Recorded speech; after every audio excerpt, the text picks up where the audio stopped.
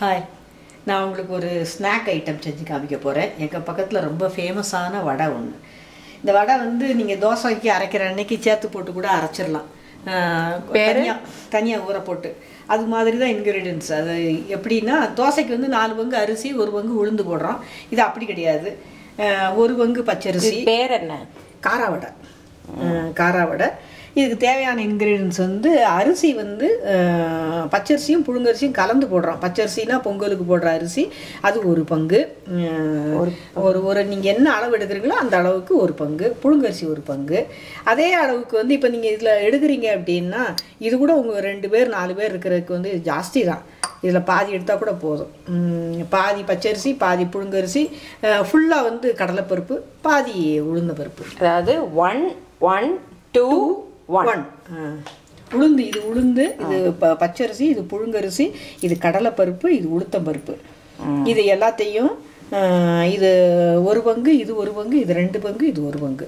இது எல்லாத்தையும் மொத்தமாக ஊற போட்டு, கழுவி ஊற போட்டு 1 மணி நேரம் ஊற வச்சா கூட போதும். ஊற போட்டுட்டு அதோட இந்த ஒரு 3 வத்தலையும் அதோட ஊற போட்டுருங்க.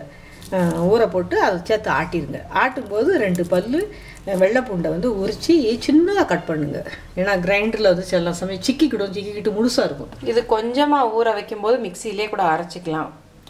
அது புழுங்கரிசி வந்து கொஞ்சம் ரவையாக இருக்கும். அதனால வந்து நீங்கள் கிரைண்டரில் ஆட்டுறது வந்து நல்லது. கிரைண்டர் இல்லாத பிள்ளைங்க மிக்சியில் அரைச்சிக்கிடலாம். இந்த கருவேப்பிலையை வந்து இறக்கும் போது கொஞ்சம் கிள்ளி அந்த ஃப்ளேவருக்காக கசக்கி நீங்கள் உள்ளே போட்டிங்கன்னா அப்படியே தோண்டி எடுத்துடலாம். எடுத்துட்டு இப்போ பெருங்காயம் சேர்த்து போடணும், உப்பு போடணும். உப்பு கரெக்டாக போடணும். எண்ணெயை காய வச்சு ஊற்றி எடுக்க வேண்டியதுதான். இதில் வந்து இப்போ வந்து நீங்கள் இதை ஊற வச்சு இது பண்ண மாவு, அதில் வெங்காயம் கட் பண்ணி போட்டிருக்கேன். வெங்காயமும் கருவேப்பிலையும் கட் பண்ணி போட்டிருக்கேன். இந்த கன்சிஸ்டன்சியில் இருக்குது. இருக்குது. ஒரு மாவு நீர்த்திருச்சின்னு நீங்கள் ஃபீல் பண்ணீங்க அப்படின்னா, எண்ணெய் ரொம்ப குடிக்கும். அப்படின்னா என்ன பண்ணணும், நீங்கள் கொஞ்சம் கடலை மாவை அதில் கரைச்சி விட்டுக்கிட்டிங்கன்னா, கடலை மாவை தண்ணியில் கரைச்சி சேர்க்காதீங்க. அப்படியே சேர்த்துக்கிட்டிங்கன்னா உங்களுக்கு ஊற்றுற பக்குவத்துக்கு வந்துடும். வந்த அப்புறம் இந்த வடை வந்து ரொம்ப நல்லாயிருக்கும் சாப்பிட்றதுக்கு. சரியா? இப்போ ஆரம்பிக்கலாமா? நான் சட்டியில் எண்ணெய் வச்சுருக்கேன். இதை மாவு கிரைண்டரில் ஆட்டினதுனால இதுக்கு வந்து இந்த சோடாப்பு தேவையில்லை. நல்லாவே உங்களுக்கு எந்திரிச்சு வரும். மிக்சியில் போட்டிங்கன்னா சோடாப்பு போடுங்க. ஆனால் மிக்சியில் போட்டிங்கன்னா பக்குவமாக ஆட்டுங்க.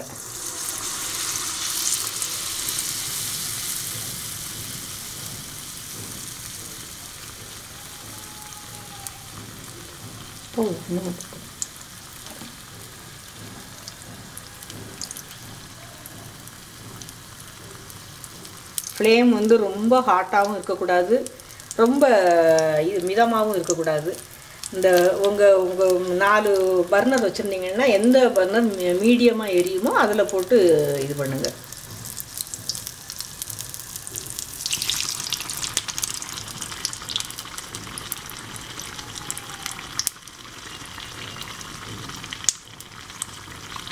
இது நல்லா டேஸ்ட்டாக இருக்கும். பெருங்காய வாசம், கருவேப்பிலை வாசம், வெங்காய வாசம் அதெல்லாம் இது பண்ணி இதில் மாவு அரைச்சிட்டு அதுக்கப்புறம் இதில் வெங்காயம் சேர்த்துருக்கீங்க. ஆமாம், அரைச்சாப்புறத்து ஒரு பெரிய வெங்காயம் 1.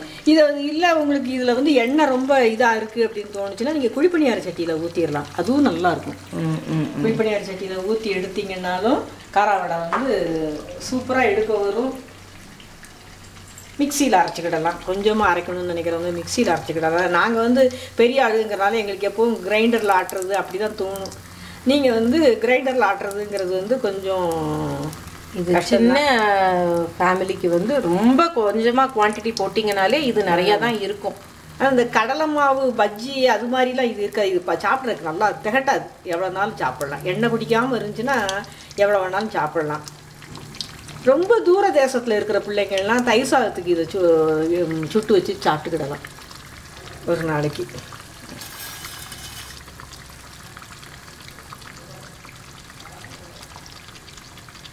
கருக விட்டுறாதீங்க. கலர்ஃபுல்லாக அழகாக இருக்கும். உள்ளுக்குள்ளே அந்த கருவேப்பிலை கடி விடும்போதெல்லாம் சாப்பிட்றதுக்கு ரொம்ப வாசமாகவும் சுவையாகவும் இருக்கும். எங்கள் பக்கத்தில் நாங்கள் வந்து சின்ன வெங்காயம் ஃப்ரீயாக நல்லா கிடைக்கும். அதனால் இதில் வந்து சின்ன வெங்காயம் தான் போடுவோம். இப்போ நான் பெரிய வெங்காயம் போட்டிருக்கேன். காராவடை ரெடி. காரா வடை ரெடி.